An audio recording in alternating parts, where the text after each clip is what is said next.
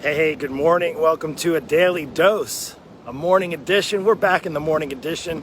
Happy day to you. All right, so my question to you is, if I were to look at your bank account, your healthy bank account, your health bank account, what would your statement tell me right now?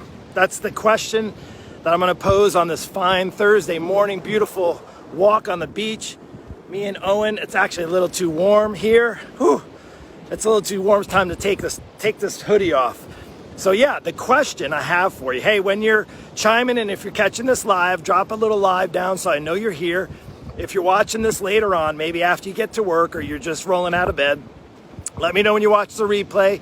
And if you find this valuable, just share it. What happens is when you engage and you share, it shows to more people. So if you find this valuable about your health bank account, it made me think today is Thursday, and I was throwing back, actually, I got a little message. I don't know if you get credit report messages, but I got a little credit report saying, Mark, you're doing fantastic. Your credit is so good. And I'll tell you, that was not the case. Now, I'm talking about financial credit. So I can tell you that over the course of my life that I've had ups and downs when it came to financial credit. And I've had times where I've been embarrassed to say that my credit was terrible, terrible. In fact, I'll never forget the story of when I moved to New York, and I won't bore you with all the details, but I moved to New York and I had no money, but I had a job. I had actually a job that was waiting for me there. And I moved there with a girl at the time. Not the best decision, I can say. That's a whole nother topic for a conversation. But I would say is if I didn't move to New York, I wouldn't have met the girl of my dreams. Been married almost 19 years as of next month. So back to the debt, back to credit card debt and credit and your credit account. And before we get into the health account, when I moved, what I had to do is you needed to, and here's how it worked. And I don't know if New York is like that now, but this is where it was when it was booming back in, gosh, it was the mid 90s. And I'll never forget, you had to have your money ready. When you look at an apartment, you had to have your money ready. And you had to be ready to jump on an apartment when it came up because there was no apartments available. And the one that the girl I was dating with at the time and myself rented, oh my gosh, we needed first month, last month, and 1 month security. And it was about $10,000 and a realtor fee and about $10,000 of money that I didn't have, she didn't have. So I came into a whole bunch of credit card debt. Needless to say, I did get to New York. I made it happen, but I was in debt up to my eyeballs. Now, that's just one of many stories that I have with regarding credit card, but it didn't really start off my early days in my 20s on good credit. And it was terrible, left a terrible taste in my mouth. It was, fortunately, was able to get out of debt, but it took time. It took effort. I had to actually get some structure and I had to develop a plan to remove that debt. And now as I'm relating that, I want to share with you, where do you feel if I were to look at your credit card statement? Now we're not talking financial, we're talking your health. Let's try to relate that to how's your health credit right now? If I were to grade now, I know you get a credit score, right? What's 800? You get in the 800s. Happy to say I'm in the 800s, very happy. Definitely can tell you I hadn't been there for years and years and years. It went up and down. Is it really that important? Now, maybe it is for financial. I know for a lot of people, right? If you're buying a house or a car, or you have a business and you want to have good credit for your business, et cetera, et cetera. But what about your health credit? If I were to grade if I were to look at your account, let's just say your credit rating, maybe not even look into your bank account, but look into your credit rating for your health, where would you be right now? Where would you be? Would you be at 800? 800 is a great credit score, right? Would you be at a 700? Would you say you're more like a 600 or a 500? Now, I'm not asking you to share and call yourself out, so to speak, especially maybe if you've been struggling for a number of years. Maybe you've had really terrible, maybe you have great financial credit. I meet a lot of people that have phenomenal financial credit. Their credit ratings are so high financially, they spent the years working their butts off and having a great career, making lots of money. And guess what? A lot of times that's at the mercy of letting your health go to waste. And guess what happens? Then your health bank account, I say, or if you will, your credit with your health goes down the tube. So let's come over here and sit for a minute because I want to share with you a little bit more on that, insight on that. So let me know if you're digging this. Hey, beautiful Thursday morning.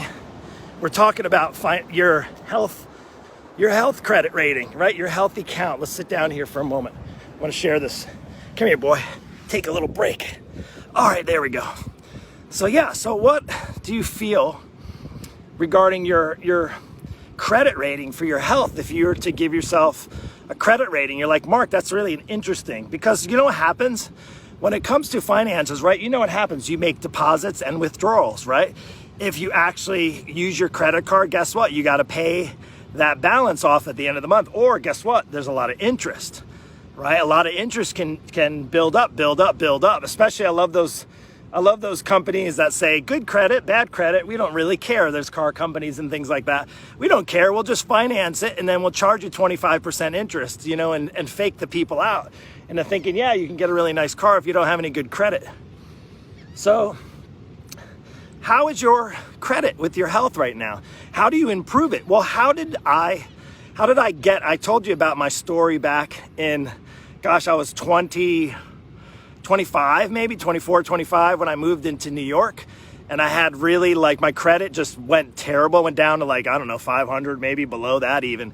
Because I had about $10,000 in credit card debt. And then what happened was I had a hard time paying because I had to get my foot in the door and start working. And guess what? I started to work.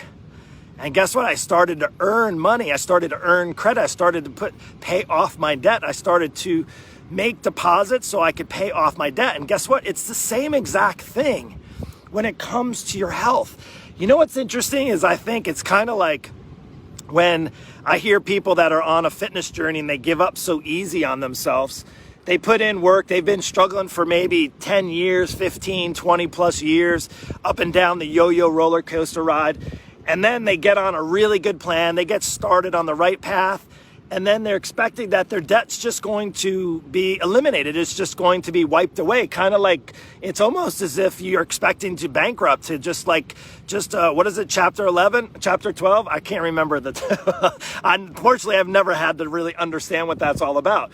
I never had to claim that. I never had to actually, to do the whole bankruptcy thing. But it's almost like, then just clean slate and start over. Where there is truth to starting over, but you still have to actually wipe out the debt. In other words, if you've been taking crappy care of yourself, maybe your health credit rating is really down in the 400 range, 500. Again, no judgment here, because I can tell you, even with regards to my health, I've let that slip over times. And it's not a good feeling. There was nothing worse than having credit people call you and harass you because you haven't paid your bills and you're in debt, and then you try to get a loan for something, or you try to actually do something to move the needle to get ahead, and you can't because your credit is so poor. And that's no different with your health. The only difference is between money and your health is you can always make more money. You can make it and lose it and make it and lose it. But and yes, you can technically get better health and then lose your health and get better, but you're all older. We're all getting older. It isn't getting easier. The thing is, you only have one body to go through life with. So why not invest into good credit with your health? And here's how it happens. You got to make deposits. You make deposits into your health account. It's kind of like, I know some people that have, they work for companies and they have a healthcare spending account, right? My wife, who works at Mayo Clinic, has one of those, and she has a certain allotment per year that is allowed. What if you developed a nice bank account for your health so that you make deposits, you're able to actually contribute to good health, and then you're able to use over years? And what would that look like? Well, it's putting in the work now, eating healthier, starting to move a little bit more than less, getting up from the chair, stop feeling sorry for yourself, stop feeling guilty about the fries and the alcohol and the cakes in the evenings, and actually start to, instead of making more and more withdrawals, because essentially that's what it is, or essentially putting yourself more and more in debt with your health. It really is a great illustration, and I hope you guys enjoyed this, but it made me think back when I was thinking about, here we are in 2021, and as I was about, this is 21 years ago when I was in New York City, and really it was a struggle. it was really expensive. I didn't make much money, and I was struggling to just make ends meet. And I remember how bad I felt on a financial. I felt I'm not good enough. I'm just I can't believe I can't I can't even pay my own way, and I had to take up another job, and that's how I got into actually personal training, because I couldn't afford to live in New York City, but I needed to be there for work and blah, blah, blah. And I could have went down the direction of feeling like the victim, like, oh, this is woe is me, I'm never going to get it together, I'm just going to feel sorry for myself, or take action. And fortunately, I had been around enough people, supportive people, an environment of other supportive people. I had my family at that time were supportive of me, some friends, close friends, very supportive. And guess what? I got out of the debt. But guess what? It took time. It took patience.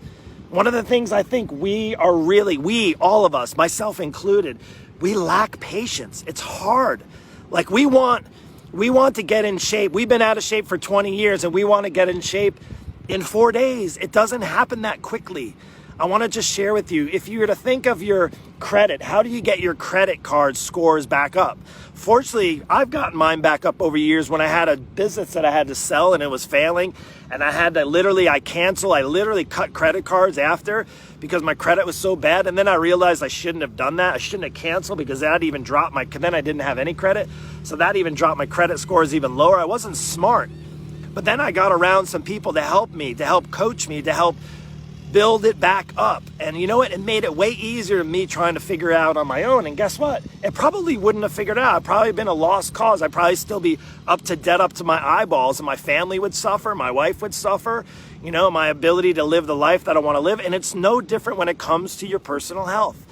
When you're working towards good personal health, it takes time. It takes investing. It takes actually making sure your credit is good. Build some good credit with your health.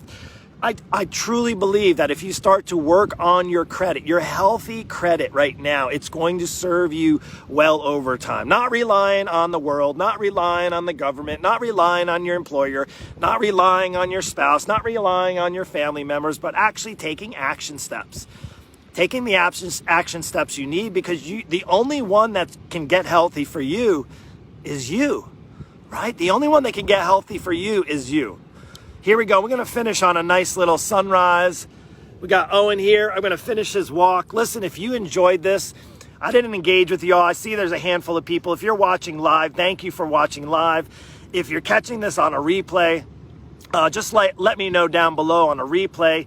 I want you to be encouraged. The good news is, just like me, encouraged by the sunrise, encouraged by the beautiful day, but also be encouraged that God gave you another day to wake up and to potentially put effort into improving your health credit, right? Can you imagine going through life and I feel like, it's interesting.